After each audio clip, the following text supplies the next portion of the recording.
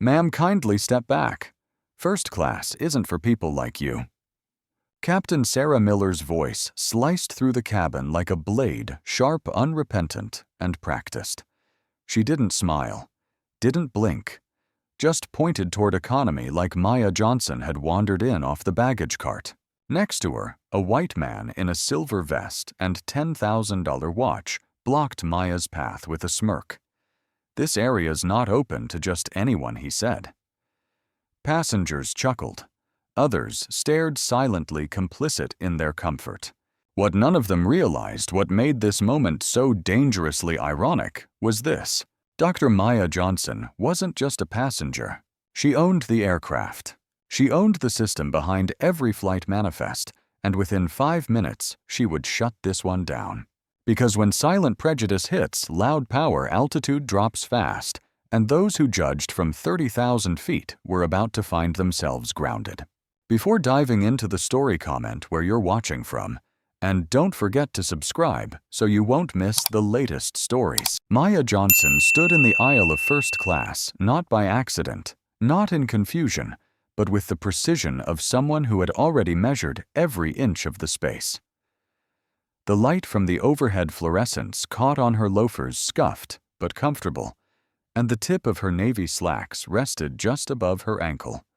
No gold trim, no couture, just clarity. To Captain Sarah Miller, that clarity looked like a threat. Sarah leaned in again, her voice measured but cold. "Ma'am, I need you to take your seat in economy." Now, passengers around them shifted in their seats. Some pretended to keep scrolling on their phones. Others peeked over the tops of glossy magazines, holding their breath in silent anticipation of how this situation would unfold. Maya didn't answer right away. She simply lifted her boarding pass again, clean-printed, unbranded. Sarah took it with 2 fingers, as if it carried disease, glanced down, and with no scan or lookup, handed it back with a clipped, unverified. The rejection wasn't just procedural, it was personal. Next to her, Richard White, the man in the expensive vest and slicked-back hair, gave a tight grin and shook his head. "I knew this would happen," he muttered to his seatmate, just loud enough for Maya to hear. "They keep letting anyone in now. It ruins the experience." The word anyone echoed like a slur draped in civility. Emma Walsh. The lead flight attendant watched from a short distance, arms crossed, lips pursed. She didn't speak, but her body language screamed agreement. Her tablet was already in hand, ready to log Maya as non-compliant, though no rules had actually been broken. The air thickened. A young woman across the aisle clutched her purse tighter. A man in business casual leaned back, tapping nervously on his phone. No one stood. No one spoke up. Silence, when wielded by the majority, is its own form of violence. Maya breathed in deeply. She wasn't angry. She wasn't even surprised. She was documenting. Her smartwatch, synced to Zenith's internal flight verification system, vibrated gently on her wrist. She tapped twice. Access logs confirmed it. Her name was on the manifest. First class. Seat 1A. She hadn't brought proof. She was the proof, but she said nothing yet. Because Maya didn't come here to argue. She came to observe, to gather one last confirmation of a pattern that had repeated too many times at too many altitudes. And today it had a name. Sarah Miller. Suddenly, from the rear of the cabin, Ethan Collins, the Asian-American travel blogger with a reputation for unearthing hidden inequality, shifted in his seat. He'd seen the tension building since boarding. He quietly raised his phone and pressed record. A passenger seated near him whispered, "Careful, you'll get kicked off." Ethan didn't respond. He knew what was at stake. And what he was watching wasn't a seat dispute. It was a stress test of power and perception. Back up front, Sarah's voice sharpened. "If you cannot provide proof of your priority status, I will be forced to contact airport security and have you escorted off this plane. This is your final warning." Maya met her eyes. Calm. Still, she slowly placed her boarding pass back into her pocket and adjusted the strap of her carry-on. Her voice, when it finally came, was soft. "I'm not going anywhere." Emma stepped forward now, brows furrowed. "Ma'am, we are not authorized to let unverified individuals remain in first class. Please comply." From behind, Richard White chuckled. "You'll get better snacks in economy."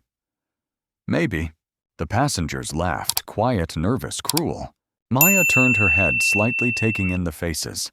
The looks of pity. The eyes full of judgment. A few of them she recognized, not the people, but the types, the ones who smile in public and delete the emails that mention equity. Her smartwatch vibrated again. Ping. Message from Anna Patel Zenith Security Center. "We've received a system alert. Your seat has been manually flagged, unauthorized, by onboard personnel. No back-end confirmation initiated. Want us to intervene?" Maya didn't blink. She tapped back. "Not yet. I want to see how far they'll go." And then a climax no one expected. The front cabin screen meant for pre-flight safety videos suddenly flickered. It displayed a new message in stark white letters. "Alert flight irregularity detected. Live data being recorded." A hush spread across the rows. Sarah froze. Ethan's phone buzzed wildly. He glanced down. His footage had already hit 10,000 views in under 5 minutes. Maya's gaze never moved. The system was watching, and for the first time, so was the world. The cabin was still. The screen at the front had returned to its usual standby image, blue sky white logo flight duration. But the message had already left its mark. Sarah Miller stood motionless, her finger hovering above her tablet. She knew that screen hadn't changed by accident. She hadn't touched it. Neither had Emma, which meant someone somewhere was watching and logging. Emma leaned in. "Captain, did you trigger that?" "No," Sarah replied, jaw tight. It must be a tech glitch, but in her gut, she knew better. Zenith jets didn't glitch. Every screen, every update, every crew command filtered through a tiered AI oversight system. A system with protocols built in, some of which she never had access to. And that system had just gone live. Maya stayed seated in 1A, her posture calm, her hands resting lightly on her knees. She wasn't smiling. She wasn't victorious. She was waiting. A few seats behind her, Richard White shifted in his seat. The smugness from before was beginning to crack.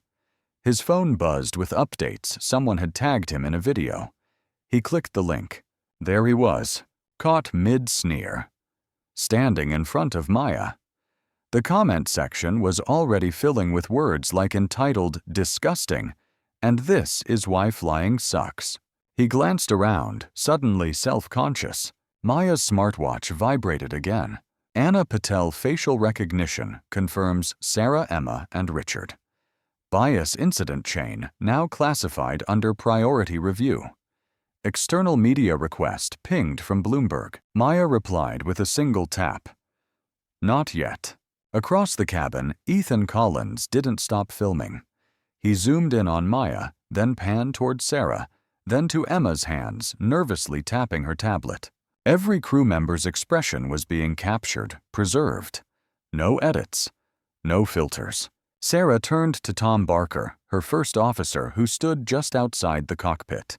"We need to move this flight. I'm calling ops." Tom hesitated. "They're already watching," he said quietly. "That alert. That wasn't just for us.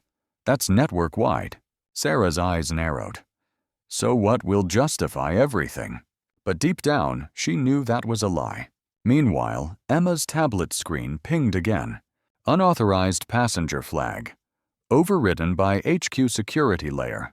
She tapped rapidly, trying to reflag Maya, but the system rejected the action. Another alert blinked. Executive level override. Incident under active review. Emma turned pale. Back in 1A, Maya opened her small carry-on and calmly pulled out a sleek folder. Inside were printed transcripts, timestamps, and voice recognition logs from previous flights. All had one thing in common. Captain Sarah Miller.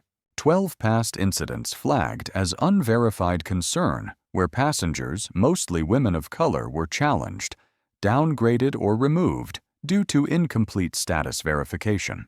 Every case quietly settled. No formal discipline. Until now.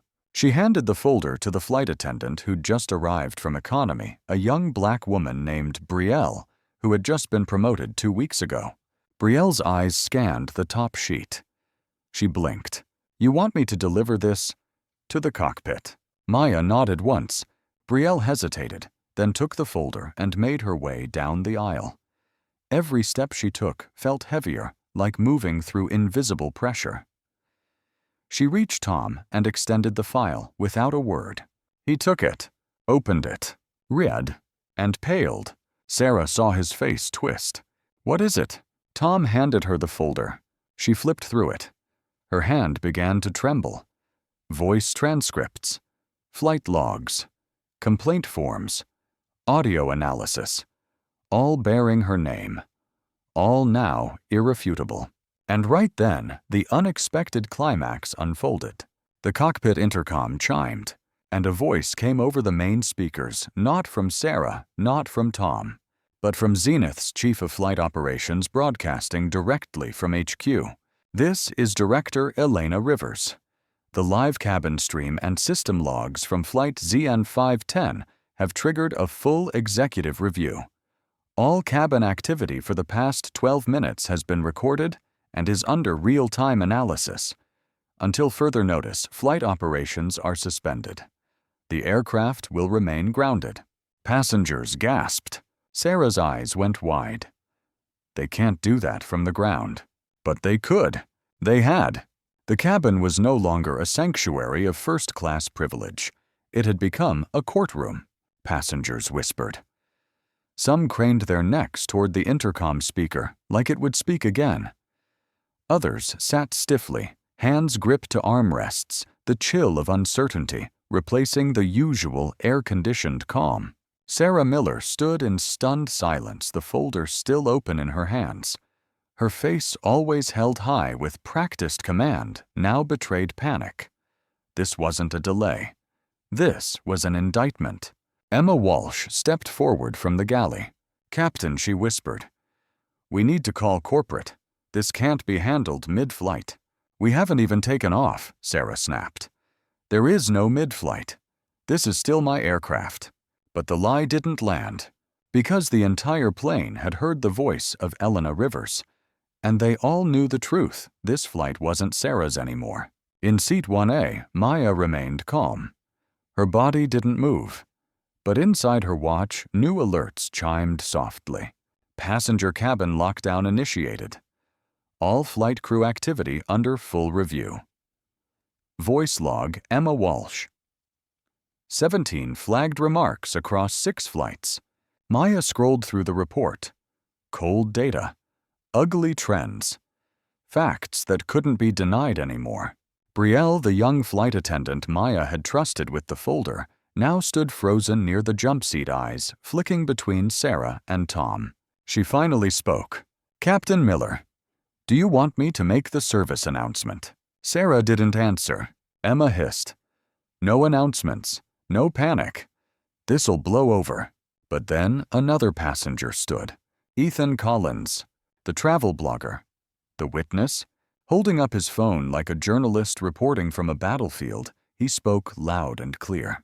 "This plane has been grounded by Zenith Corporate because of racial profiling. We all just heard it." His voice cracked through the cabin like lightning. He pointed to Maya. "This woman is Dr. Maya Johnson. She's the CEO of Zenith's own AI equity division. And they just tried to throw her out of first class because she doesn't look like she belongs." A gasp. Not everyone believed him at first. But then a middle-aged black woman from row 4 stood too. "I work for Zenith Finance," she said. "I've seen her speak at the Global Tech Forum. That's her. That's Maya Johnson." Sarah's breath hitched. Emma stumbled back. Tom Barker, white-knuckled at the cockpit door, muttered, "Oh my God." The dominoes were falling fast. Another ping lit up Emma's tablet. Auto-lock removal of flagged passengers is restricted. Action-logged crew attempted unauthorized downgrade. Emma tried to swipe the alert away. Access denied. Brielle took a hesitant step forward. "Captain, they're watching everything." Sarah didn't respond. She turned eyes scanning the rows of seats now full of faces, some angry, some confused, all watching her. The authority she once commanded had evaporated. Behind her, Richard White, still seated, smugly spoke up. "This is ridiculous," he scoffed. "So what if she's some executive?" "She didn't look like first class. This is overreaction." Maya turned slowly to face him. "You said people like me didn't belong here. Now the whole world sees what that means." Richard opened his mouth to argue, but then a new voice boomed over the cabin PA. This time, it wasn't Zenith Corporate. It was Air Traffic Control, Flight ZN510. "This is ATC Miami. Per request from Zenith HQ, your flight is suspended from departure. Remain at gate. No engine start. Do not taxi." The passengers gasped again. The entire operation had been overridden from the ground. And this time, it wasn't just about corporate policies. It was about federal airspace. Tom Barker staggered back into the cockpit. "They grounded us." Sarah followed her voice cracking. "I'm still the captain of this plane. I give the orders here." "No," came a soft voice from behind her. It was Maya. She stood now, slowly, gracefully facing the cabin, not with anger, not with vengeance, but with finality. "You gave your orders. The system gave its answer." The cabin had never been quieter. Not when the turbulence hit last flight. Not when a baby screamed during descent. Not even during takeoff delays. This silence was different. It was the silence of exposure.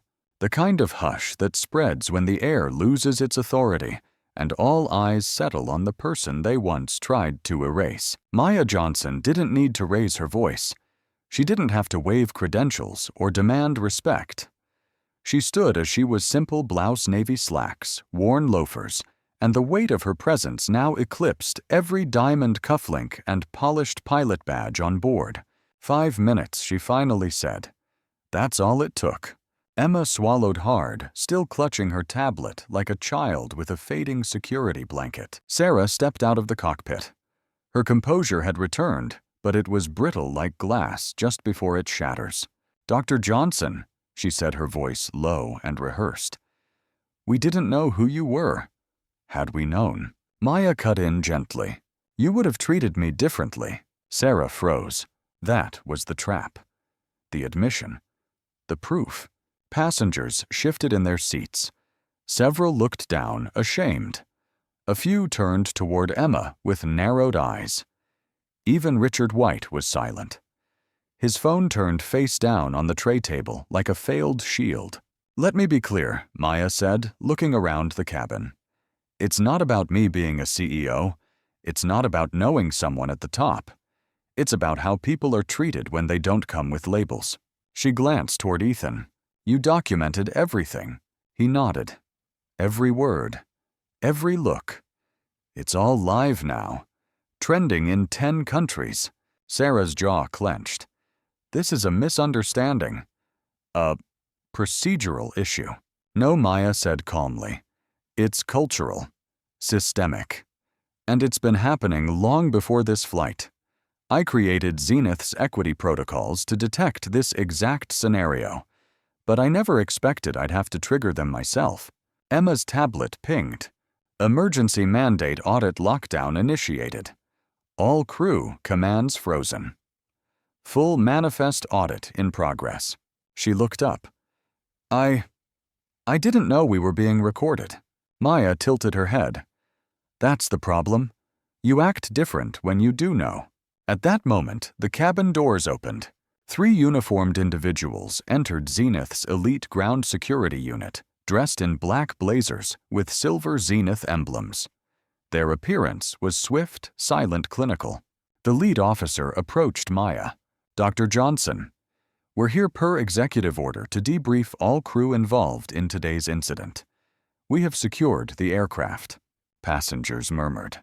Emma stepped back, visibly trembling. Sarah's voice faltered. "Are you detaining us?" "No, Captain Miller," the officer said without emotion. "We're relieving you of duty pending investigation." Tom Barker stepped out of the cockpit. Face pale, sweat at his collar. "Wait," he stammered. "We didn't know." "You didn't need to know," Maya said, turning to him. "That's the whole point." She stepped aside as the officers requested Sarah's ID and tablet. Emma followed almost in a daze, handing over her device like it was no longer hers. The remaining flight crew stood silently as all data log entries and voice commands were backed up in real time by the officers. And then, the unexpected twist. One of the officers turned not to Maya, not to Sarah, but to Ethan. "Sir," she said, "Zenith Communications would like your permission to publish your footage with full credit. They want the world to see the truth." Ethan blinked. "You're asking me?" Maya nodded at him with a quiet smile. "You didn't just witness injustice. You witnessed the pivot." Ethan looked around. The crew now humbled. The passengers, many still stunned. The camera in his hand felt heavier now, like it carried a story that was no longer just his. He clicked send. To millions. The temperature in the cabin hadn't changed, but the atmosphere had transformed entirely. There was no more question about who Maya Johnson was. There was only one question left. Who were the rest of them when no one was supposed to be watching? Zenith security officers escorted Sarah Miller and Emma Walsh to the rear galley. No handcuffs, no drama. Just quiet professionalism, the kind reserved for executives under internal review. The silence that had once protected Sarah now weighed on her like a sentence passed down by the invisible hand of justice. Tom Barker remained behind, gripping the edge of the cockpit entrance, staring at the floor. No one told him to move. But no one needed to. The whispers among passengers grew bolder now. "I knew something was off the moment she said, 'people like you.' I didn't realize that was the Maya Johnson. I read her op-ed in Forbes. I don't care who she is, that flight crew was out of line. It wasn't sympathy. It was awakening." Ethan's footage, now syndicated across 3 networks and retweeted by a senator, filled every phone screen in the cabin. One clip in particular, a freeze frame of Maya's calm expression juxtaposed with Sarah's scowl, had already become a symbol. Justice in restraint, discrimination in uniform. From the corner of first class, Richard White looked like he'd aged a decade in minutes. Gone was the confident smirk, replaced by twitching fingers and a locked jaw. He tried to fade into his seat, but silence doesn't forget. And neither do cameras. Maya turned toward him, voice measured.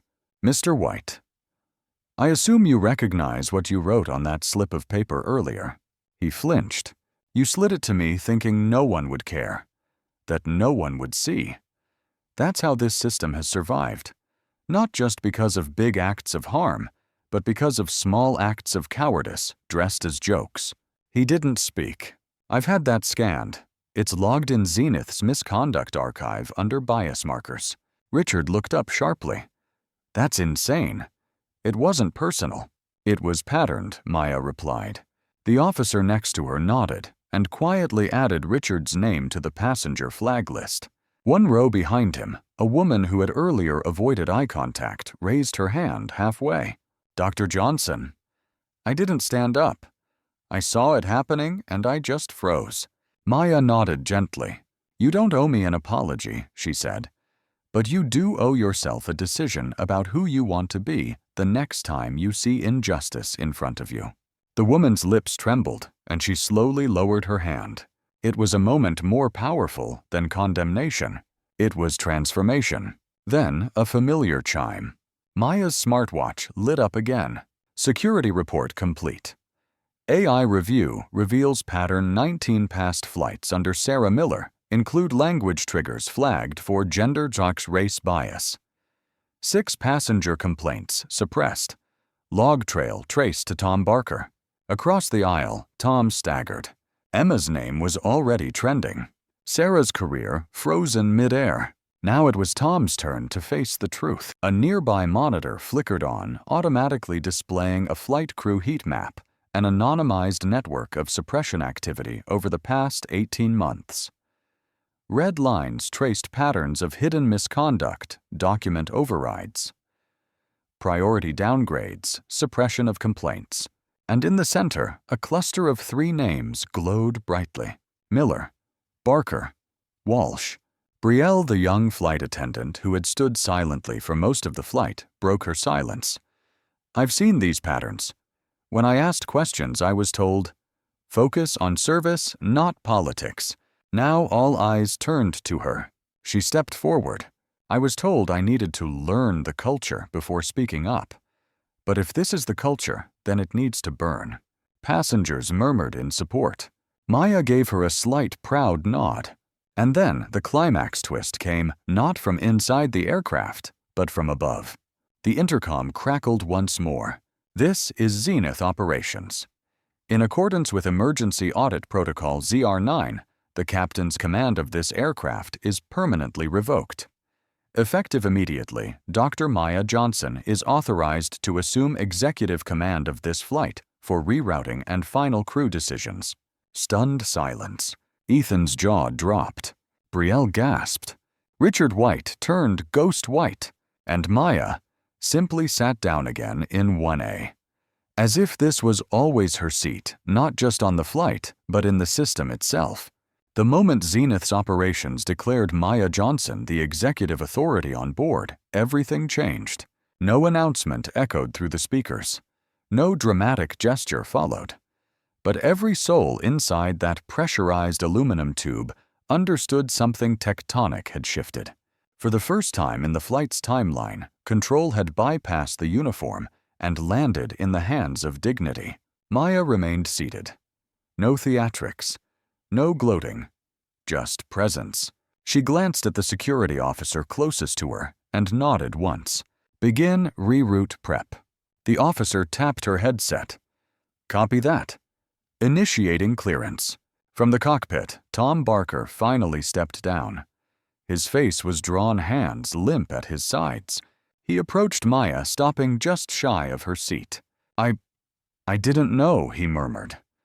"I wasn't trying to be part of this." Maya looked up slowly. "You were silent.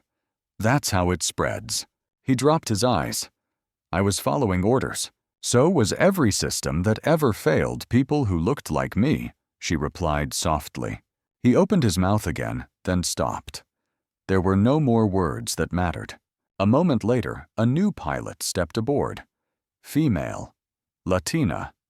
Captain Alejandra Ruiz Zenith's newest senior route specialist. She strode down the aisle with calm authority and no entourage. Her presence didn't ask for permission. She went straight to Maya, saluted formally. "Dr. Johnson, I've been dispatched to escort this flight as per ZR9 protocol. We are grounded for now, but awaiting your direction." "Thank you," Captain Maya said. "We'll remain grounded until review is complete. No shortcuts." Alejandra nodded and headed for the cockpit. Emma, seated near the galley with her tablet now confiscated, whispered to herself. How did this happen? She wasn't asking Maya. She was asking the system she thought protected her. But that system was now speaking a new language, written in data ethics and unblinking visibility. Near the center of the cabin, Brielle stood again this time, with more certainty. "If I may," she said gently, "can I help with service?" Something to ease the tension. Maya smiled faintly. "Only if you feel safe doing so." "I do now," Brielle replied. Passengers smiled. One woman clapped softly. Another nodded, clearly moved. As Brielle began quietly offering water and checking on nervous passengers, Maya opened her tablet restored via Zenith's emergency dispatch moments earlier. She tapped into Zenith's live incident log. The feed displayed an evolving headline: Zenith Flight 510 CEO grounded her own aircraft. After discrimination attempt, live corporate audit underway. She scrolled further.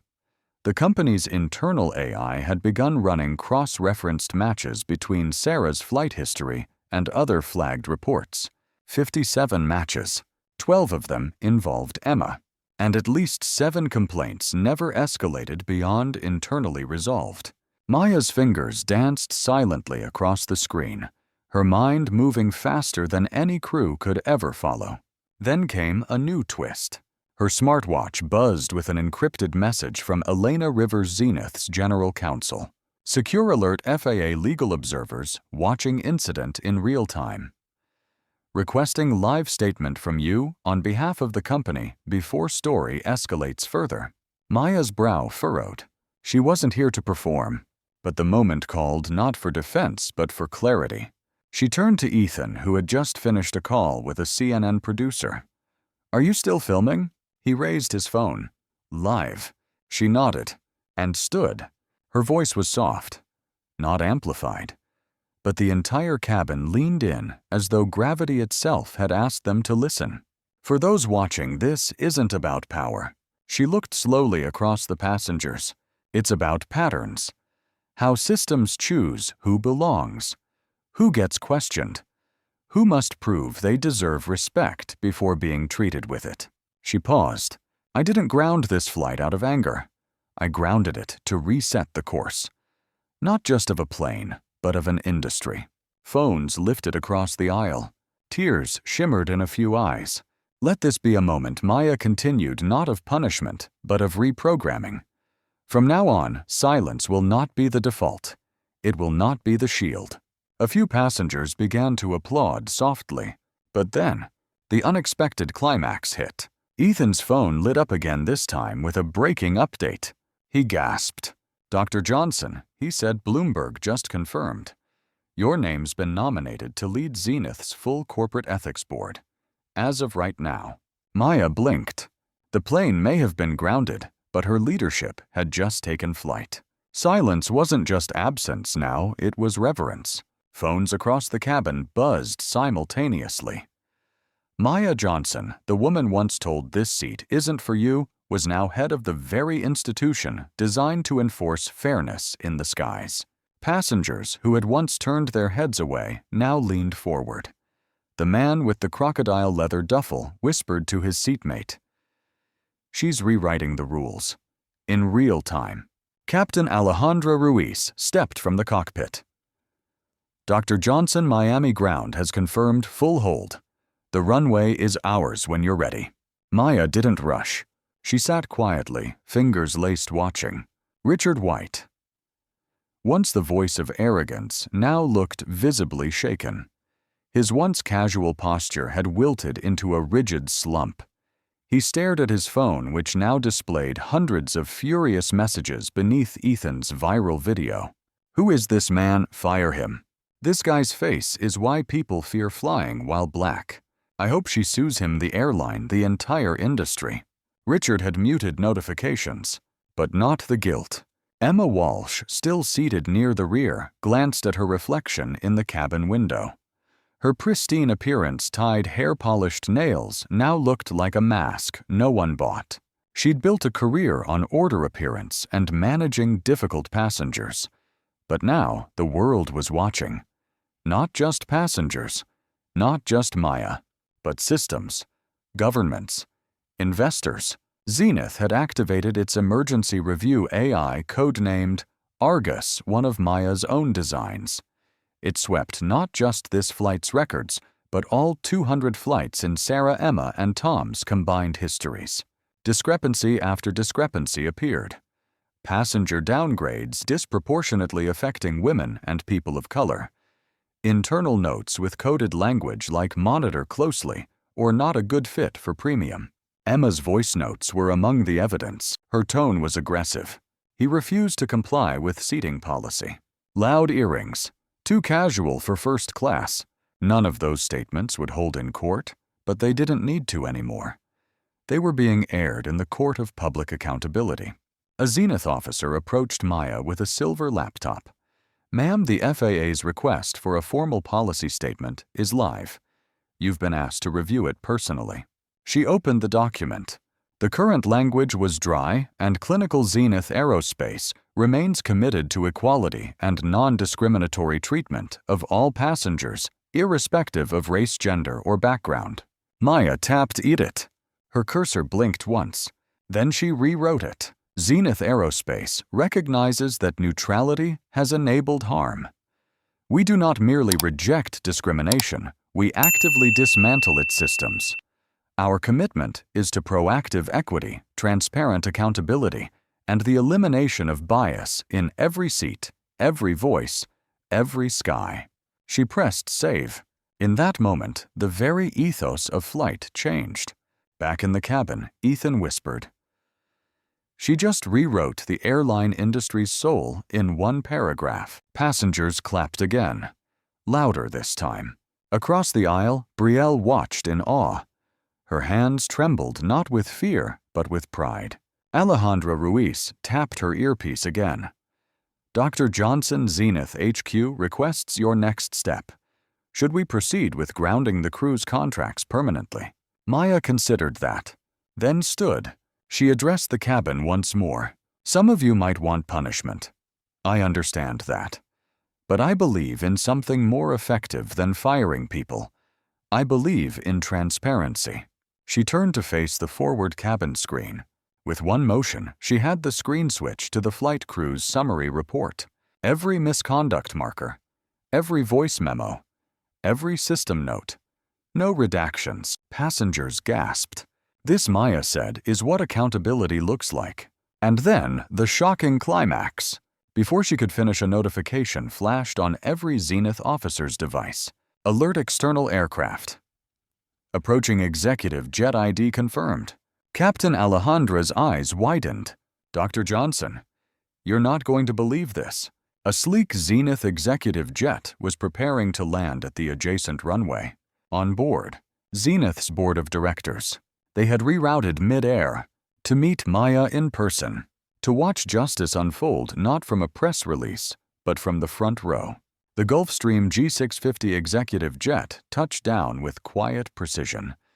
Its landing, though smooth, sent tremors through the already shaken crew. Zenith's board of directors hadn't rerouted for PR. They came to look the system in the face. And the system was sitting in seat 1A. Maya Johnson didn't rise as the cabin door opened. She didn't need to. Presence isn't measured in footsteps. Alejandra Ruiz stepped forward and saluted. Dr. Johnson Executive Flight ZX-9 has landed. Chairwoman Patel and 3 board members are en route to the tarmac. They've requested to board. Maya nodded once. They may enter. Every word was weighed like a verdict. Minutes later, the forward door opened again. First came Chairwoman Anjali Patel, sleek gray power suit, silver-streaked hair, and a gaze like tempered glass. Behind her were Vice Chair Leo Hammond Ethics Counsel Marla Cho and Public Affairs Lead Dominic Wells. Each of them knew Maya personally, but today they didn't greet her with smiles. They came with respect. Patel paused just inside the first-class cabin, her heels silent on the plush carpet. Dr. Johnson, she said simply, we're here not as leadership, but as witnesses. Passengers craned their necks to watch. Even the silence changed tone deeper, more anticipatory. Maya gestured toward the unclaimed row behind her. You're welcome to sit. Chairwoman Patel glanced at Leo Hammond, then sat with a slow breath. This cabin, Maya said evenly, represents more than a space. It's a system. She tapped the armrest beside her. A new display lit up. The Zenith AI interface revealed patterns, a spiderweb of red markers, each one a recorded incident suppressed, downgraded, or discarded. Marla Cho leaned forward. These are live. Live and verified, Maya said. With time-stamped logs, biometric authentication, and cockpit comms embedded. Richard White, still in his seat, buried his face in his hands. The screen now displayed his whispered quote, "Try budget flights." Patel didn't blink. Maya turned back toward the passengers. You've all seen what this looks like from the inside. But leadership rarely does. So now they will. Emma Walsh, pale and trembling, stood up from her row. Please, I didn't mean for it to go this far. You meant for it to go nowhere, Maya replied. Tom Barker muttered, "We were following guidelines. You were following fear," Maya cut in.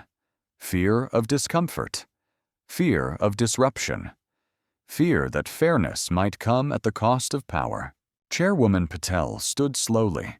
"Then today, we disrupt it." She looked to Maya. "You've exposed more in 5 minutes than our audits did in 5 years." Leo Hammond stepped up beside her. "We always knew the numbers didn't match the complaints, but we didn't know where the rot lived." Maya's voice sharpened. It lived in the spaces between policy and practice. In every, "It's not personal." In every, "Calm down." In every time someone like me had to prove we belonged before we were respected.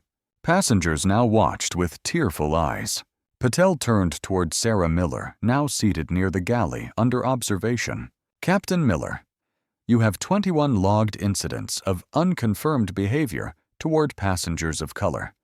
You responded to 0. Sarah's voice cracked. "I thought they were exaggerating." Patel didn't flinch. That is how systems excuse abuse, by framing harm as perception. Then came the twist. Patel tapped her tablet. A new interface opened. A contract. Live. Legally binding. "Dr. Johnson, she said we would like to appoint you as executive chair of Zenith's Aviation Ethics Division. Permanently. You will have authority not just over this flight, but every protocol from hiring to in-air service." Maya looked up. "Every policy, all of it," Patel confirmed. "No vetoes. You write it.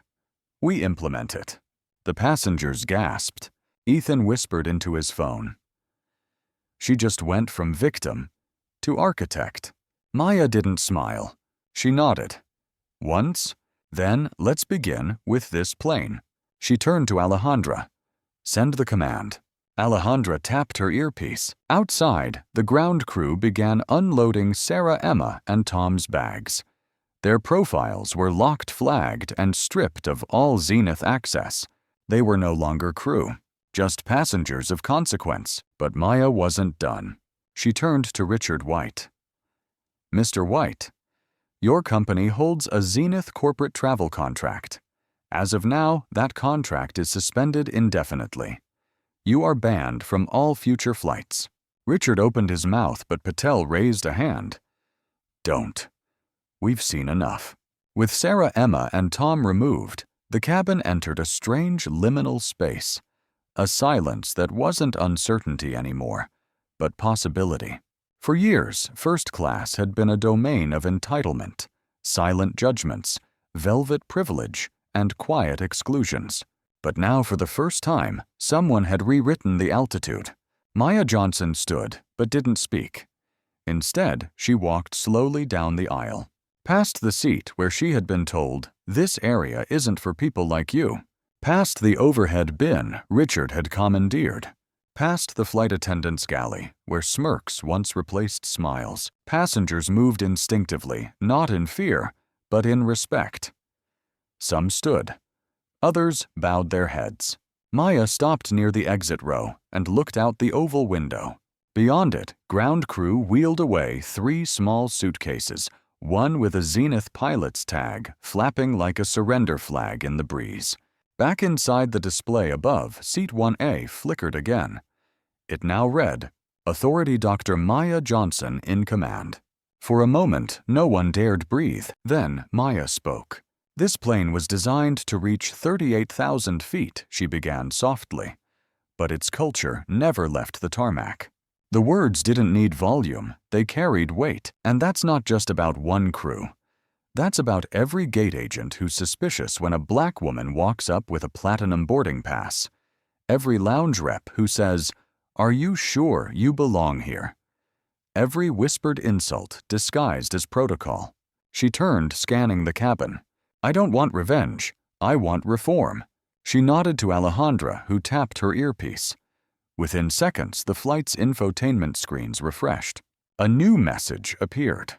"You're now witnessing the launch of Project RE Altitude, a real-time initiative led by Dr. Maya Johnson to rebuild the trust between passengers and aviation systems through data dignity and design." It wasn't a press release. It was a movement. From the back, Brielle stepped forward again. "Can I stay with Zenith?" she asked, uncertain. "You were the only one who didn't look away," Maya said. "You're staying. Not as crew. As our new director of passenger experience." Gasps. Then applause. Brielle blinked. "Ma'am, I used to clean up after people who treated me like I didn't belong." Maya gave her a gentle smile. "That was training. Now you'll be the one setting the standard." Passengers clapped louder. A few rows behind her, a woman stood up, a grandmotherly black woman in pearls and a navy sweater. "I've flown since the 60s, she said, her voice clear. "And I've never seen a woman like you take the front of a plane without apologizing for it." Maya stepped toward her. "Thank you for holding the door open." The woman chuckled. "No, baby. You kicked it off the hinges." Laughter rippled through the cabin. Then the unexpected twist. Ethan's screen lit up again. He stared in disbelief, then slowly turned it around so Maya could see. It was a live feed from the House Transportation Subcommittee. Congresswoman Danielle Reyes, chair of the Subcommittee on Aviation Oversight, was standing at a podium. Based on the real-time footage and evidence shared by journalist Ethan Collins, we are opening an emergency review into aviation discrimination and ethics enforcement. And we have formally invited Dr. Maya Johnson to testify as a key witness in a congressional hearing next week. The cabin went completely silent. Even Chairwoman Patel looked stunned. This was no longer a company crisis. It was a national reckoning. Maya said nothing. She looked around the cabin, not at the screen, but at the faces of the passengers. Those who had mocked her, those who had stayed silent, those who had filmed it all, and those like Brielle, like Ethan, who had chosen not just to see, but to act. Her gaze rested finally on the aisle floor where the words "First Class" were stitched in gold thread. She reached down and carefully peeled the stitched patch from the carpet. "I think it's time," she said softly, "we rename what this section really means." She handed the patch to Brielle. "You'll know what to call it." The words "rename this section" lingered in the air long after Maya passed the embroidered patch to Brielle. Something unspoken had cracked wide open. Passengers weren't just watching history now. They were part of it. Brielle held the first-class tag in her hand like it burned. She glanced around, then looked directly at Maya, who gave her a small nod of encouragement. She stepped forward, took a deep breath, and said, "This isn't first class anymore. This is equal altitude." A beat of silence. Then applause erupted. Not polite clapping, but thunderous, spontaneous agreement. Even the older white couple near the bulkhead clapped with wide eyes. A young man in a hoodie stood up and shouted, "Say that again." "Equal altitude," Brielle repeated. "Because from now on, nobody gets measured by their appearance before their worth." The new name traveled down the aisle like electricity. Equal altitude. Passengers pulled out their phones, posting selfies and group photos under the hashtag Equal Altitude. Within seconds, the term began trending alongside Justice for Maya and Zenith reform. In the cockpit, Captain Alejandra Ruiz tapped her earpiece. "We've got clearance," she whispered to Maya. "Do we take off?" Maya shook her head gently. "No, we're still on the ground for a reason. Because grounding wasn't a punishment. It was the foundation of rebuilding." Chairwoman Anjali Patel stood again, clearing her throat. "Dr. Johnson, may I speak to the passengers?" Maya gestured her forward. Patel turned to face the cabin. Her voice wasn't loud, but it was firm. "To everyone on board, on behalf of Zenith, I owe you not just an apology, but a promise." The passengers sat still listening. We failed to see what was obvious. We allowed bias to hide behind protocol and silence to stand in for procedure. But that changes today. She stepped aside, motioning for Maya. "I can only promise change. She, Patel said, is the change." Maya looked toward the aisle but remained standing in place. "I didn't ask for this moment," she began. "I only asked for fairness." She gestured to the cabin. "But since you're all here, let's make it more than just symbolic." She tapped her tablet. Instantly, each seatback screen refreshed. Welcome to Equal Altitude. Your name, your voice, your story recorded. Share your experience. This cabin is listening. Beneath the screen was a simple microphone toggle, a way for every passenger to speak into the system, not to complain, but to be heard. One by one, they did. A woman with short, curly hair pressed the button. My name is Vanessa. I've never felt safe reporting how often I'm followed in airport stores. This is the first time someone asked. A black father near the middle said, I travel with my son. Every time we board, someone asks if I'm his guardian. This is the first time anyone asked how that feels. An Asian woman near the back whispered, I've flown with Zenith for 7 years. Flight crews pronounce my name wrong 100% of the time. I didn't know I was allowed to say anything. Even the quietest passengers spoke now, and Zenith's AI recorded every word not for deletion but for enforcement. This wasn't a flight anymore. It was a testimony. Then came the shocking twist. The overhead intercom crackled, but it wasn't from inside the plane. It was Zenith HQ. Anna Patel's voice came through live and public. We are uploading the real-time equal altitude experience to our customer training platform. Every new crew member effective immediately will begin orientation by watching the events of this flight in full. No edits. No filters. Gasps. Chairwoman Patel smiled faintly. Permanent change begins with permanent memory. Maya closed her eyes for a brief second, just long enough to breathe in the moment. When she opened them again, she saw not passengers, but participants. Not rows of seats, but a movement at 30,000 feet. And as she looked toward the cabin door, a final surprise awaited. Ethan Collins walked toward her holding his phone. I just got a call from the Pulitzer Committee, he said, breathless. They're considering this series these live streams for emergency nomination in the social justice journalism category. Maya blinked. You're the one who told the world. He shook his head. You made them listen. She smiled. But before anyone could process that revelation, another message pinged across Maya's tablet. FAA notice requesting Dr. Maya Johnson to serve as special advisor to the Secretary of Transportation on inclusive air policy development. Passengers gasped again. From please prove your seat to architect of national reform, all within 5 minutes, and one refusal to move. As Maya Johnson absorbed the FAA's invitation on her tablet screen, she didn't celebrate. Not yet. Not while the foundation beneath her feet still carried the rot of decades. Not while the damage hadn't been fully named. She stood in the aisle of a plane that hadn't left the ground, but had already traveled farther than any aircraft in Zenith's history. Behind her, passengers buzzed with whispered disbelief, half dazed by what they were witnessing. In the rear galley, former lead flight attendant Emma Walsh remained frozen, her tablet now a useless slab of glass. She stared down at it as if waiting for the past to rewrite itself. Tom Barker.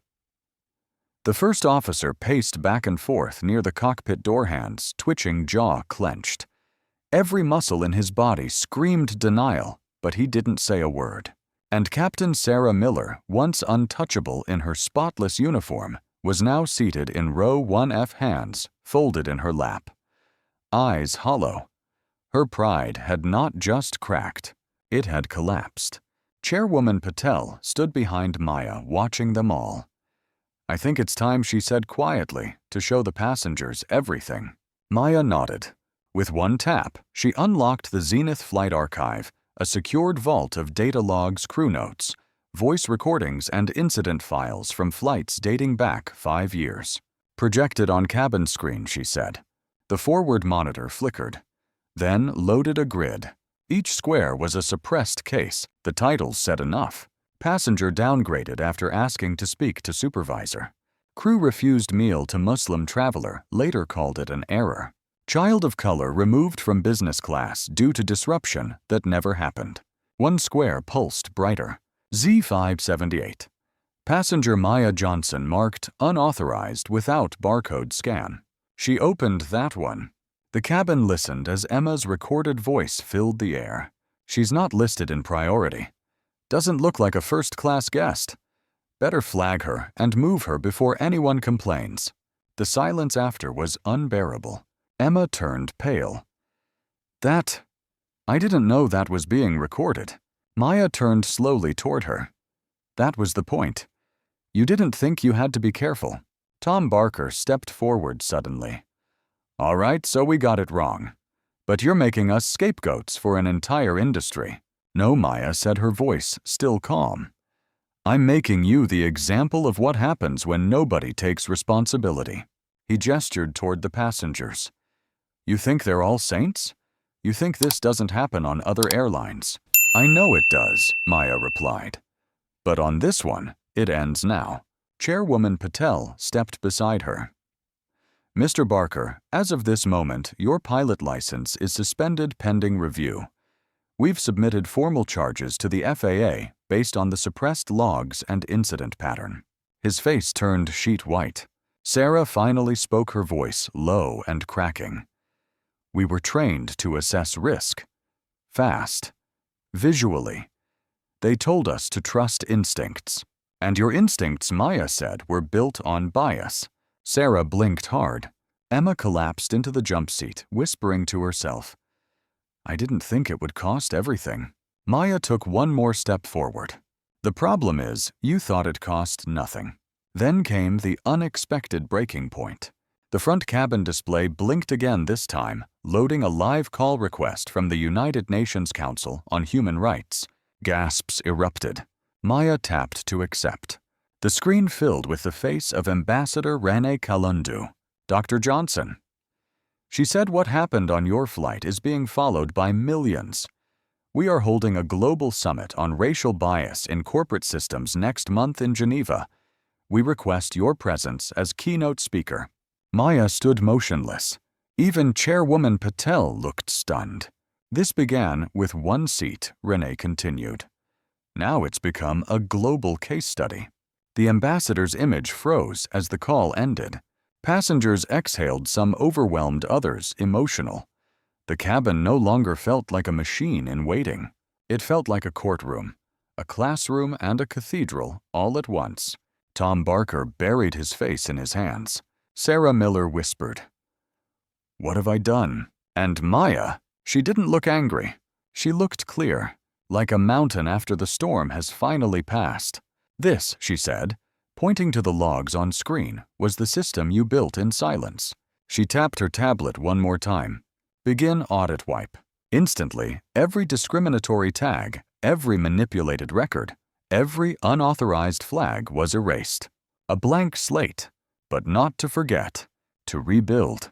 When Maya tapped, Begin audit wipe, the screen didn't just blink, it detonated. The Zenith system flickered, then reset in real time.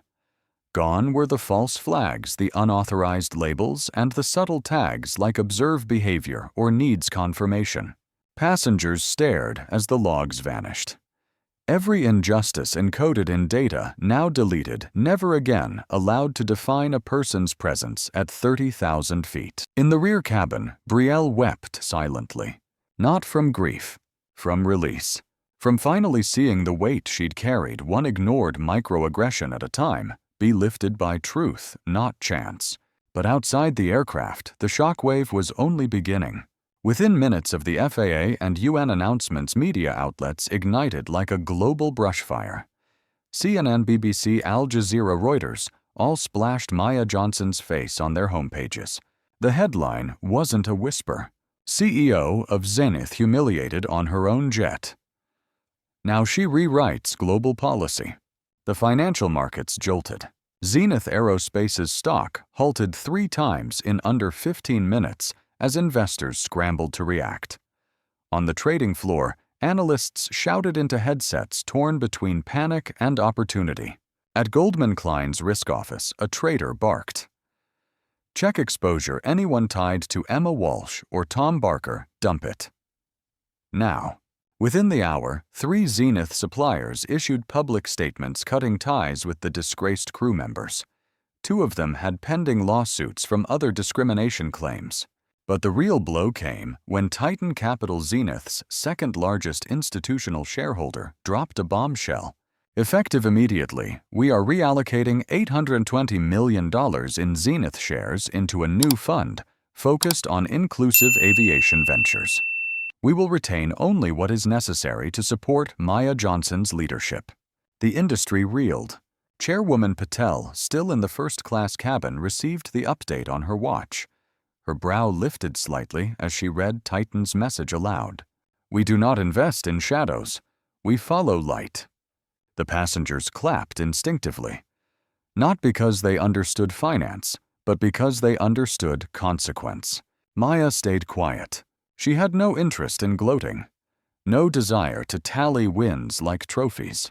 This wasn't a scorecard. It was a reckoning. At the front of the cabin, the divider slid open once more. A young woman stepped in. Mid-20s, pressed Zenith blazer nervous hands. "Dr. Johnson," she said softly. "I'm from the public relations team. I was on standby for emergencies." Maya turned. "This is your emergency." The woman nodded, swallowing. "I've been in that room for 3 years," she said. "I've watched crew reports get rewritten. Complaints get managed. I wanted to speak up, but there's a phrase they drilled into us." "What phrase?" Maya asked. The woman hesitated, then said it. "Protect the route, not the risk." A few gasps in the cabin. Maya's eyes narrowed. Meaning, if a complaint jeopardized a high-income route or crew rating, it was suppressed. The risk wasn't the discrimination, it was exposure. Even Chairwoman Patel stepped back, stunned. It explained everything. Why so many records vanished? Why so many passengers, mostly black-brown, or women, had isolated experiences that no one ever believed? Because exposure was worse than injustice. Until now. Then came the next shock twist. The cabin monitor refreshed again, this time showing a live legal dashboard from Zenith HQ. At the top, a new status appeared. Emergency shareholder meeting, unanimous vote. Motion remove. Sarah Miller, Tom Barker, Emma Walsh, and Lucas Grant, from company records. Motion passed 12-0. Additional motion elevate. Dr. Maya Johnson to Executive Chairperson of Zenith Aerospace. Status passed. Maya blinked. Even she hadn't expected that. Chairwoman Patel approached. "It's done. You're not just a passenger, or a target, or even a reformer." She smiled faintly. "You're the future of this company." The cabin erupted in cheers, honest, raw, and thunderous. But Maya remained steady, composed, rooted, because legacies aren't forged in applause. They're tested in what comes next. Suddenly, Ethan Collins's phone buzzed again. He looked at the screen, then gasped. He stood up and projected his voice. "This just in: the White House press secretary has issued a statement. The president will be meeting Dr. Maya Johnson personally next week to discuss new executive guidance on racial equity in federally regulated travel." More gasps. Maya sat down slowly, the seat no longer a battlefield. It was now a command center. And from here, she would direct not just the next few flights, but the next few decades. The roar from the passengers still echoed as Maya Johnson sat down for the first time, not as a target, not as an outsider, but as the new executive chairperson of Zenith Aerospace. And yet her eyes didn't glow with triumph. They scanned the cabin with quiet precision, not for applause, but for what was missing: accountability, structure, legacy. Zenith had just lived through a controlled demolition of its discriminatory culture. Now came the harder part: rebuilding it right. Maya turned to Chairwoman Patel. "How much system access do I have now?" "All of it," Patel replied. "You are now the top authority. Full visibility, full override." Maya took a breath. "Then we start now." She tapped her smartwatch, opening a private channel to Anna Patel at Zenith's headquarters. "Anna," she said, her voice composed but urgent. "Spin up Project Sky Clear. A few passengers exchanged confused looks. Brielle leaned closer. "What's sky clear?" she asked. Maya didn't flinch. An internal audit algorithm I had developed 2 years ago. Back when I first suspected that bias wasn't accidental at Zenith, it was operational. Brielle blinked. "You built this system before today?" Maya nodded. "Because I knew. One day, they'd expose themselves. I just didn't know it would be this loud." Within minutes, Sky Clear launched. The screen at the front of the cabin now displayed, "Sky Clear initiated real-time audit of passenger incidents, crew decisions, data tampering, and systemic pattern detection across 3 100 past Zenith flights." Passengers gasped. The AI wasn't looking for names, it was looking for behavior. Flags like, "Passenger downgraded within 90 seconds of face-to-face crew interaction," "Verification request made without scanner use," crew reports with aggressive tone but no recorded escalation, complaints opened then quietly closed without resolution. The algorithm would process in hours what a legal team could only sort in years. Maya stood again. "Ladies and gentlemen," she said, addressing the cabin, "we cannot fix what we're not willing to see." She gestured to the screen. "This is not vengeance. This is vigilance." Suddenly, a voice came over the intercom. Not from Maya, not from the cabin crew, but from Anna Patel at headquarters. "Dr. Johnson, Anna said we've identified 748 flights with confirmed patterns of uninvestigated discrimination. Over 1,900 passengers affected." Gasps. A woman toward the back teared up. "I knew I wasn't crazy," she whispered to her seatmate. A man near the aisle whispered, "They downgraded my wife after I stepped away for 2 minutes. And I believed the excuse." Now they believed each other. Maya stepped toward the front once more. She tapped the screen again. This time, it refreshed with a new banner, "Equal altitude resolution. Fund $50,000 committed all identified victims of verified discrimination will receive financial and legal restitution, including lifetime priority status and public acknowledgement." The applause that followed wasn't jubilant. It was solemn, grateful, heavy with healing. Then the unexpected twist. Ethan Collins gasped again. "Oh my God!" He showed Maya his phone. The screen displayed an open letter posted by over 300 CEOs across the aviation, tech, and service industries under the banner of the National Business Equity Coalition. "We commit to adopting Maya Johnson's Sky Clear protocol or its equivalent within 12 months and request her leadership in guiding this transformation." It wasn't just policy anymore. It was standard. Zenith had become the spark. And now a continent's worth of corporations were lighting the fuse. Chairwoman Patel turned to Maya. "You've done what we couldn't even imagine." Maya didn't smile. Instead, she asked, "How long until we can go airborne again?" Alejandra Ruiz checked her system. 5 minutes, she replied. "We've cleared the security logs and all flagged crew are officially grounded. Permanently." Maya nodded. "Then lift the cabin lock and give the passengers the final call." Alejandra addressed the cabin. "Ladies and gentlemen, we are clear for takeoff. If you're ready to fly on a new system, please indicate by pressing the touch screen in front of you." Almost every screen lit up blue. Some passengers cried as they pressed it. Some reached across aisles to shake hands with strangers. Not a single seat remained untouched. Zenith 510 had become something no one on board would ever forget. Not a flight, a future. As Zenith Flight 510 finally lifted off the runway, the passengers didn't cheer. They sat quietly, almost reverently, as the ground fell away beneath them, not just in geography, but in history. They had left behind more than just tarmac. They had left behind an old world, a flight attendant. Not Emma Walsh, not part of the old crew, but a newly dispatched attendant named Jalen walked through the cabin. His steps were slow, intentional, his voice gentle. "Water, ginger tea. Comfort items. Please let me know how I can make your flight equitable and respectful. Passengers blinked unsure at first.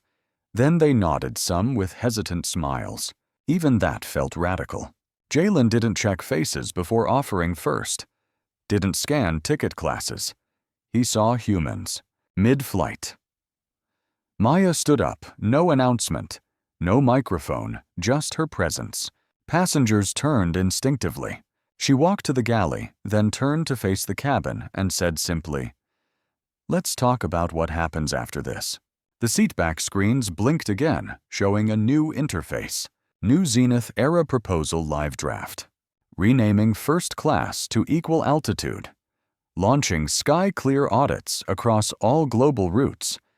Establishing a Global Passenger Dignity Council. Requiring cultural equity training for all crew audited quarterly. Implementing biometric-free boarding for anonymity protection. Each checkbox could be tapped. Every passenger got a vote. Within 2 minutes, all 5 options hit 90% plus approval. Brielle leaned toward Maya. "What's the Passenger Dignity Council?" "It's a rotating board," Maya replied. "Composed of everyday travelers, not executives. They'll have full access to our complaint system's crew reviews and route audits. They'll represent people, not profit." Murmurs of approval rippled across the cabin. But then came the climactic twist. An incoming video call flashed on Maya's smartwatch. She tapped it. The screen at the front of the cabin lit up again.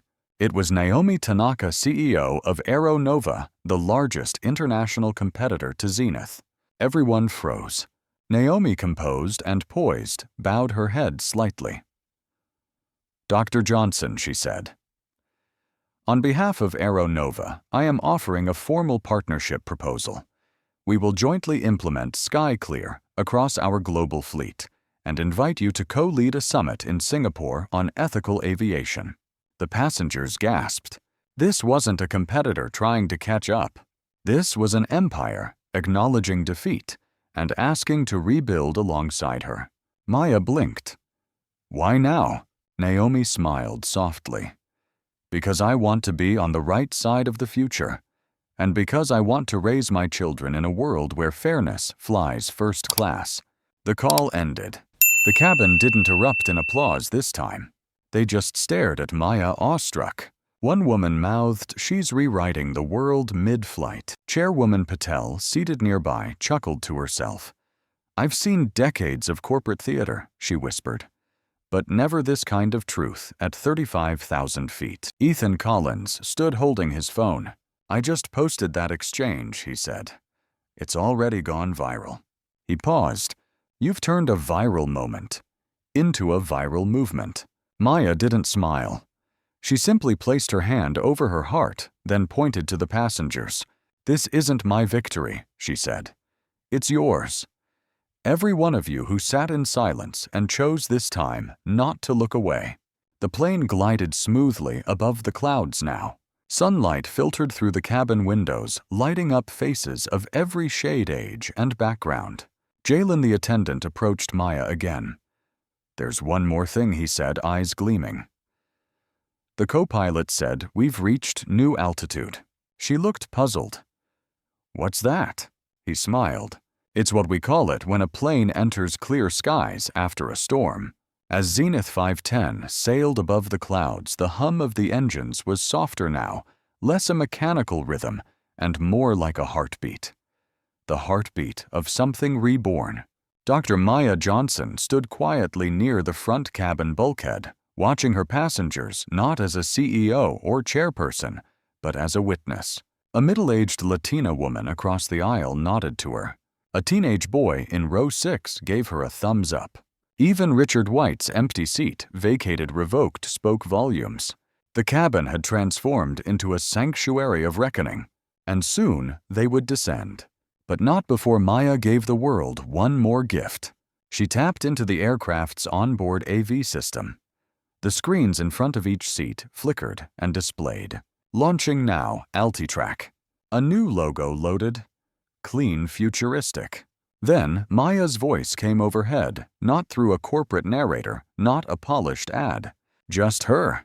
"Ladies and gentlemen, Today, we are launching a global citizen-powered oversight platform called AltiTrack. On screen, a live dashboard appeared flight numbers, crew rosters, racial and gender complaint history, average resolution times, and audit alerts. Ethan Collins's jaw dropped. "You're crowdsourcing airline accountability," he said aloud. Maya smiled. "Yes," she said.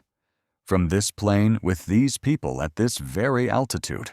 AltiTrack would allow passengers worldwide to submit verified feedback that triggered real-time transparency reports, access crew audit logs before boarding, track how complaints are handled, resolved or buried, flag discriminatory behavior anonymously with legal AI protection, rank airlines on ethics, not just legroom. The idea was radical and exactly what the world needed. Then came the unexpected twist. An alert popped up on Maya's interface. A new submission in real time. Passenger 11A had flagged a flight they took 2 months prior on Aeronova, where a gate agent refused to speak to them in English despite multiple requests. The incident had never been investigated, but within 45 seconds, AltiTrack cross-referenced the crew roster passenger record and audio logs. A message blinked on screen. Validated. Complaint sent to Aeronova Ethics Board. Resolution deadline, 72 hours. Maya looked around the cabin. A few people had tears in their eyes. Not because of rage, because for the first time, they felt visible. Ethan's fingers flew over his phone again. AltiTrack trending globally, he murmured. Flying fair is #1 in 5 countries. He glanced up at Maya. Are you going to monetize this? Maya shook her head. Justice is not a product, she said. It's a standard. Chairwoman Patel smiled. You've just rewritten corporate ethics. From a reclined seat, Jalen the attendant stepped forward with a tablet. Ma'am, he said we've received 143 AltiTrack submissions in the last 7 minutes from people on other flights. Maya blinked. They're using our story as courage, he added. Passengers clapped. A quiet, solemn ovation. The kind given not to royalty, but to revolutionaries. Then, from the cockpit, the co-pilot's voice rang out. Ladies and gentlemen, we'll begin our descent into Chicago in just a few moments. But before that, we've been asked to share something unique. The monitors lit up again, this time with a real-time visual of another plane in the sky. Aeronova Flight 202. On screen, its flight crew stood shoulder to shoulder, 2 women, 1 black, 1 Southeast Asian, facing the camera in their cabin. The captain spoke. Dr. Johnson, passengers of Zenith 510, on behalf of Aeronova, we acknowledge your stand. We're proud to announce that as of this moment, our crew systems are integrating AltiTrack and SkyClear, Ethan whispered. They're surrendering to transparency. In the air, Brielle clapped. So did the young couple near row 3. Even the stern businessman from earlier, the one who had initially averted his eyes, joined in. Maya nodded, holding the armrest gently, as if steadying herself not for descent, but for arrival. Arrival into a world that might finally listen. As the wheels of Zenith Flight 510 screeched softly against the tarmac at Chicago O'Hare, it wasn't just a plane that landed. It was a verdict. In row 4, a passenger whispered. We just touched down in a new country, didn't we? Another muttered, No. Same country. New rules. The cabin didn't erupt in applause. Instead, a hush fell, sacred, reverent, and electrically charged. This wasn't a touchdown. It was a ground shift. The aircraft taxied to a private executive gate. But this time, the velvet ropes weren't for celebrities. They were for accountability. Maya Johnson remained seated as the other passengers stood. Not because she needed to make a point, but because she didn't need to prove anything anymore. Chairwoman Patel leaned over. There's something you should see. She handed Maya a small, discreet device, one of Zenith's internal comm units. The message playing on it. Prepare Hangar 7. Federal personnel en route. Press conference authorized. Activate security Tier 4 protocol. full FAA EEOC, and congressional panel arriving within the hour. Maya raised a brow. She was no longer just a CEO. She was now the center of a government-level reckoning. But she didn't blink. She simply stood, smoothed her blouse, and exited the plane not onto a carpet, but onto history. Outside camera shutters fired like automatic weapons. Thousands had gathered: activists, journalists, airport employees, travelers who had followed the live broadcast. Protesters held signs. "I fly because Maya fought. Sky clear." Clear sky. From passenger to pilot of justice. Maya's name wasn't trending anymore. It was entrenched. As she approached the press line, a staffer whispered, "The FAA chair is requesting a closed-door meeting within the hour." Another added, "The Secretary of Transportation just landed from D.C. They want you to help rewrite policy." Ethan Collins, walking beside Maya with his camera still recording, caught it all. "This isn't a press gaggle," he murmured. "This is a tribunal." Then came the unexpected twist. A private black car pulled up at the edge of the tarmac. A familiar figure emerged, stately, poised, and commanding. Supreme Court Justice Marcia Lowell. Gasps rippled through the crowd. Justice Lowell walked toward Maya, extended her hand, and said in her famously clipped voice, "You changed more law today from a flight seat than most judges do in chambers. I'm not here in robes. I'm here as a black woman who's flown first class and been side-eyed. You just made us all sit taller." Maya didn't speak. She just gripped Justice Lowell's hand, firm and steady. Then came the crescendo. The large terminal screen normally used for gate updates flashed with a bold message. Joint Federal Task Force launched Aviation Equity Commission lead consultant Dr. Maya Johnson. Passengers in the terminal gasped. A woman holding a baby cried openly.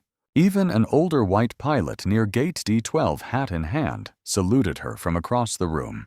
Maya stepped forward, took the podium, and finally spoke. "We didn't land on new soil today," she said, her voice unwavering. "We landed on our rights, and we're never giving them up again." The crowd roared. But inside, Maya wasn't thinking about applause. She was thinking about systems. Because even after today, there would be resistance. There would be quiet whispers behind closed doors. Policy loopholes. Passive sabotage. But now she had the tool to fight it. Altitrack. Sky Clear. The Equal Altitude Program. And more than anything, momentum. Ethan's livestream passed 8 million concurrent viewers. Corporate boards scrambled to review their own travel equity standards. And in Washington, D.C., an emergency legislative session was called to fast-track the Passenger Rights and Equity Act. All before Maya even left the tarmac. 3 weeks later, the world wasn't the same. Airlines no longer defined luxury as lobster dinners or gold-stitched headrests. They defined it as dignity. And at the center of it, all standing beneath the high-arched ceiling of the United Nations Global Aviation Assembly Hall in Geneva, was Dr. Maya Johnson. She wasn't behind a podium. She stood on the same level as every delegate, every CEO, every regulator. Her voice didn't boom, it resonated. "This isn't a brand movement," she began. "This is a human one." She gestured to the screen behind her. The Aviation Equity Charter, co-authored by Zenith Aeronova Skyjet, Atlantic Blue, and 14 NGOs, backed by 43 nations. Enforcement protocols begin in 60 days. The hall erupted into murmurs, some stunned, some skeptical, most simply overwhelmed. Because for the first time, global airlines had signed a legally binding human rights document. The charter guaranteed equal treatment, regardless of race, gender, religion, or attire. Independent third-party reviews for all discrimination cases. Penalties for profiling passengers at check-in gate or on board. Transparent crew assignment audits, including unconscious bias testing. Customer dignity ombudsman placed aboard long-haul flights. Air travel had rules before, but never accountability. Maya continued. "When I was told, first class isn't for people like you, I didn't just hear insult. I heard instruction. An instruction to break something and build it better. The room stood still. Chairpersons from 5 continents looked at each other, some with tears, others with strategic calculation, but all with one realization: they could no longer fly above justice. Then came the climactic twist. A quiet chime echoed across the assembly when Secretary General Rafaela Luisa stepped forward. "Dr. Johnson," she said, "we are officially tabling a motion to integrate the Aviation Equity Charter into the Geneva Convention on Civil Transit." Gasps. That would make Maya's initiative not just policy, but international law. Her work wasn't a reform. It was a legacy. And it was just beginning. During a panel break, Maya stepped into a quiet lounge only to find Naomi Tanaka, the Aero Nova CEO, who had first surrendered ego for ethics waiting. Naomi smiled. "You just rewrote the altitude of the law," she said. "I came to aviation to move people. You reminded me we have to elevate them." Maya nodded, eyes scanning her tablet. Altitrack now had over 72 million active contributors. SkyClear had been licensed by 17 international airports, and equal altitude zones, formerly first class, had tripled bookings. Because people didn't want luxury. They wanted respect. Across the hall, Ethan Collins live-streamed the summit to an audience of 24 million. His caption read, "A woman once denied a seat now builds the runway for everyone else." Maya paused for a moment. She wasn't reflecting. She was recalibrating. There were still miles to go. Airlines that resisted. Countries that shrugged. Executives waiting for public outrage to fade. But she had 2 things they didn't: time and the people, because when you carry justice at your back, you fly with fuel they can't buy. The summit concluded with thunderous applause, not choreographed, not polite, but raw. Delegates rose. So did airline workers. So did survivors of in-flight discrimination flown in from 20 countries. They formed a line to shake Maya's hand. Some brought photos of daughters. Some wore ribbons in solidarity. All of them had flown through invisible turbulence for far too long. Now Maya was giving them altitude, back in her hotel suite. As night fell over Geneva, Maya opened her inbox. One message stood out from a little girl in Atlanta. "Dear Dr. Maya, my mom said you made the sky safer. She said now, maybe I can be a pilot too. I'm gonna try real hard." Maya's hands trembled, not from exhaustion, but from arrival. Because sometimes change doesn't come from the cockpit. It starts in a seat, someone said, you don't deserve, and ends with the world standing when you walk in. It began with a seat, a wrinkled blouse, a boarding pass without bold ink, a smile that wasn't returned. It began with silence, and now it echoed in legacy. Months after the Geneva Summit headlines still rippled across continents. Zenith's Equity Council wins International Civil Rights Award. Altitrack now used in 119 countries. Aviation schools revise curriculum to include ethics in flight. But the greatest impact didn't show up in headlines. It lived in moments. Moments like the one Maya Johnson experienced on a quiet fall morning in Atlanta when she arrived at the site of what had once been a decommissioned flight academy, an outdated building where old-world captains once trained in exclusionary silence. Now it had a new name on the gate, the Maya Johnson Institute for Ethical Aviation and Innovation. She stepped through its doors not as a visitor, but as the institute's founder. Inside, young cadets of every background practiced simulation landings not just of planes, but of prejudice. Their curriculum included conflict de-escalation, unconscious bias, recognition, cultural fluency, and trauma-informed customer service. One young cadet, a first-generation Afro-Latina student named Renee, approached Maya between training modules. "I'm learning how to land a 737, she said, eyes shining. "But more than that, I'm learning how to land injustice without crashing the cabin." Maya smiled. This was the future she had always imagined, not just skilled pilots, but principled ones. Then came the unexpected climax of legacy. The school's director handed Maya a file. "We're opening our global chapter," he said. She flipped through the documents. It wasn't just one school. It was 12. In Nairobi, in São Paulo, in Jakarta, in Atlanta, in Cairo, in Dublin.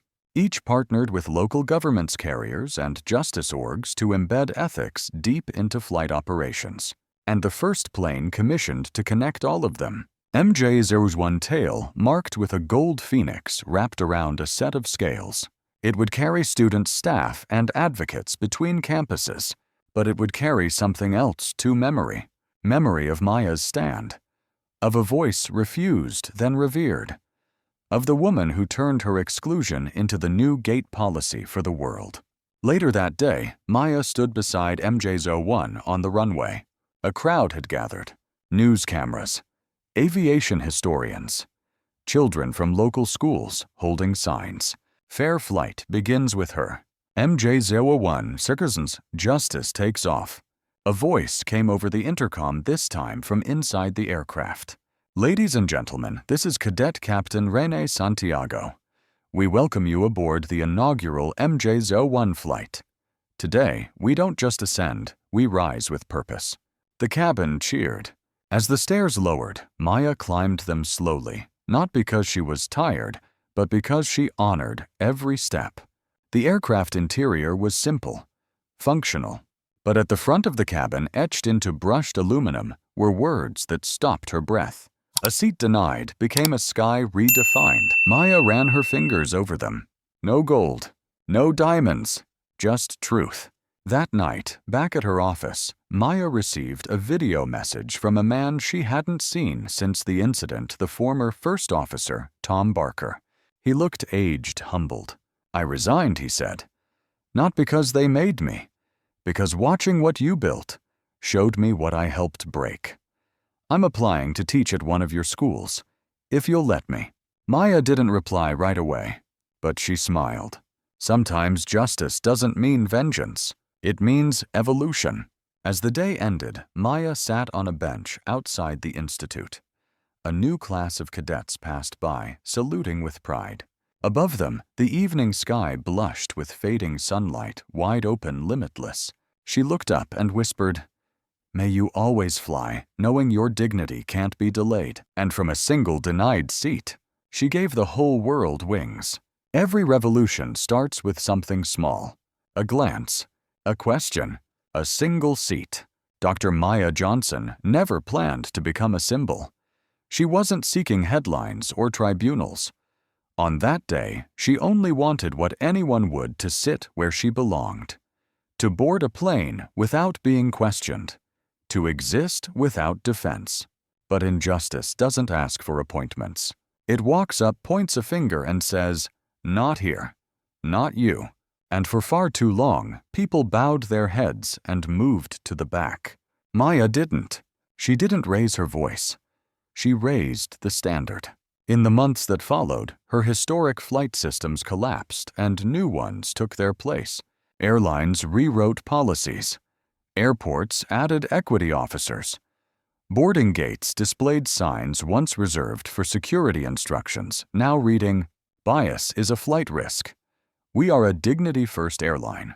But Maya's impact reached far beyond airplanes. Universities taught the Johnson framework in ethics courses.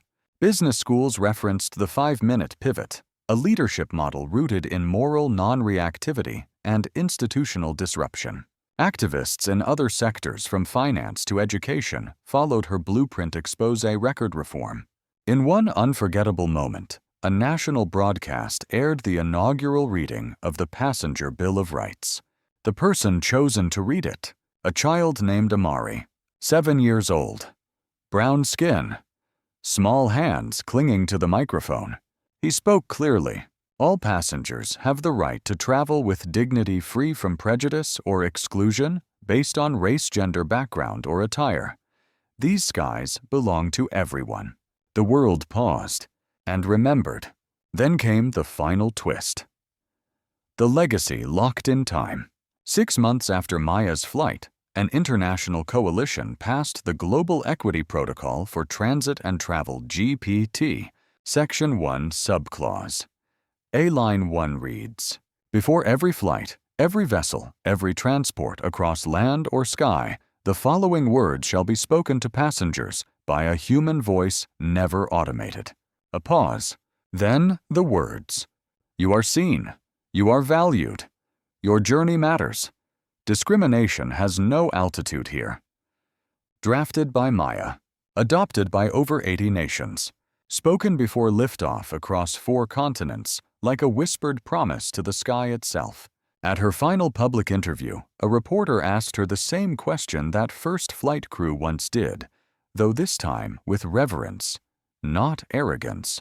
"Dr. Johnson, what gives you the right to sit here?" Maya leaned forward. "No anger, no pride, just truth. Because I exist. That's enough." And with that, she stood nodded to the cameras and exited through the same kind of gate where her journey had begun. Except this time, the security officer held the door open with a smile and said, "Safe travels, chairwoman, and thank you." Years later, children would watch documentaries point at her image and ask, "Is that the lady who changed the skies?" And parents would say yes, not just because she challenged injustice, but because she did it with silence louder than thunder, with dignity stronger than steel, and with 5 minutes that changed the next 50 years. Don't forget to subscribe and hit the notification bell to catch more gripping stories like this. Thanks for watching, and see you next time.